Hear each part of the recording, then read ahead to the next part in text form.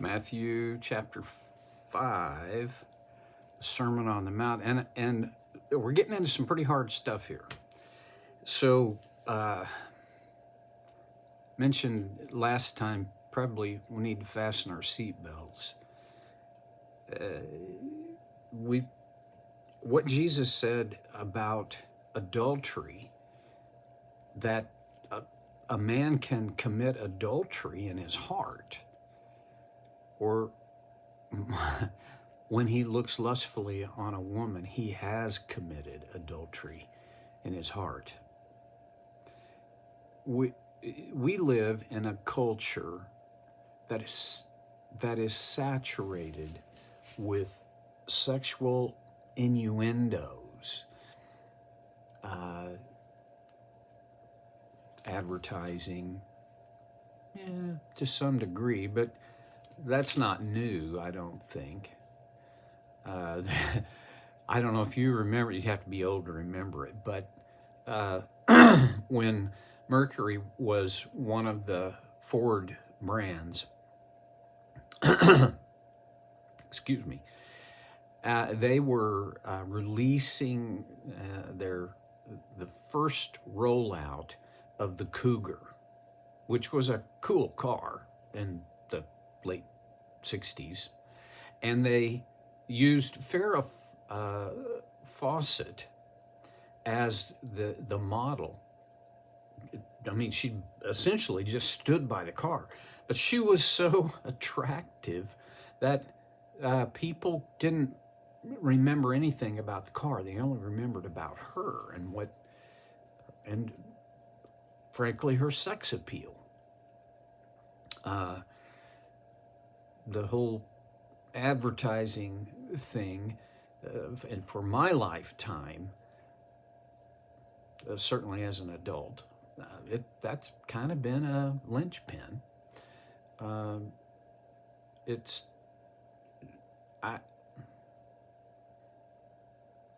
Okay. Sociologists talk about, even anthropologists talk about 1968 as a tipping point.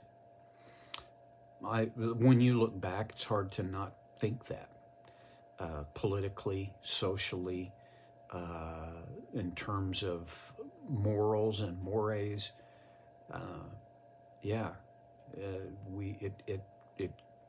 the slide began. And today, I grew up during the sexual revolution, where the mantra was two big mantras: never trust anybody over 30, and if it feels good, do it. You're not going to hurt. If I'm not hurting anyone else, then I'm no harm, no foul. My kids grew up where that was already a very accepted concept. And now my grandkids are growing up in an era where moral convictions are kind of passé. It's the structure of accepted ethics in our world today has everything to do with the situation. I'm sure you've heard the term situational ethics, meaning every situation calls for its own decision. Jesus seems not to buy into that, especially not in terms of sexuality. And some of the things that he is saying here are going to be, for a lot of people, they'll be offensive. And for most of the rest of us, they seem very curious. Well, okay, so for instance, we talked about this, kind of just knocked on the front door of it last time. You have heard, this is verse 27. You have heard that it was said, do not commit adultery. But I tell you that anyone who looks at a woman lustfully has already committed adultery with her in his heart. And that's for a man, that's hard cheese right there. And then he goes on. If your right eye causes you to sin, gouge it out and throw it away.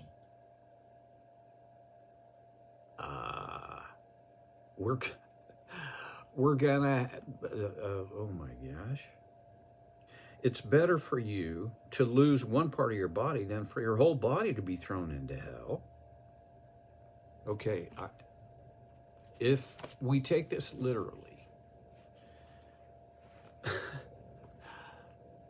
God followers the majority are gonna be one-eyed. They're only seeing out of their left eye because their right eye got gouged out. So is Jesus, this is hyperbole, okay? I think what he's saying is, look at the, let's do a cost-benefit thing here. What is he saying? Remember when you were a little kid? If you grew up in Sunday school, I don't know if they ever sing this anymore, but I grew up with the song, "Oh, be careful, little eyes, what you see. Oh, be careful, little eyes, what you see, for the Father up above is looking down in love. Oh, be careful, little eyes, what you see." And as juvenile as that little tune was, it's worthy. Men are predisposed by their biological makeup to be attracted to women. This is God's design. But another part of his design is men must train themselves to act on the attraction within boundaries. In other words, and Jesus is going to talk a little bit about this pretty quick after we move to the next section, where it's one man for one woman for a lifetime. That our wandering eyes must be disciplined. And the stakes are high. I mean, he talks, I don't think this is, well, it's better for you to lose one part of your body than for your whole body to be thrown into hell. See, this is serious business. Our culture, our world they've basically taken this out of the equation. Hell. When's the last time you ever heard a sermon on hell? I grew up, I keep talking about how I grew up, but it's kind of it's my field of reference. It's my context. But I grew up where hell was a very real and very present possibility. And I don't remember specific sermons about hell, but I had no question in my mind that there was a hell and that people were going there. Now, these days, rightfully, in many ways, we have emphasized the grace and love of God, and have we've certainly not emphasized, and in some ways, I even feels like to me, we have eliminated the reality of hell. We want heaven, but let's not go there with hell.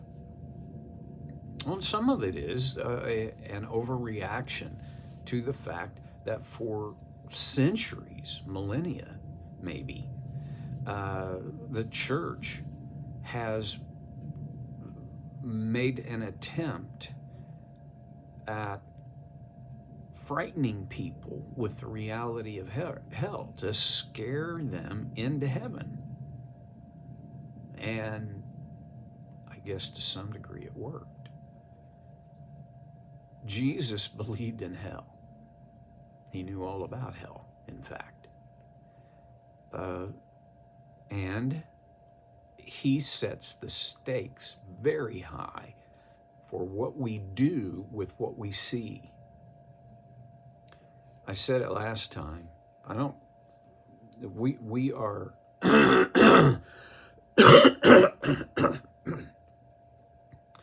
when Jesus said,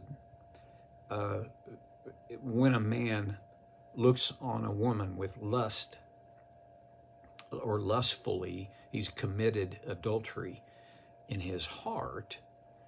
This looking lustfully, I don't think is necessarily the first look. Now there are, and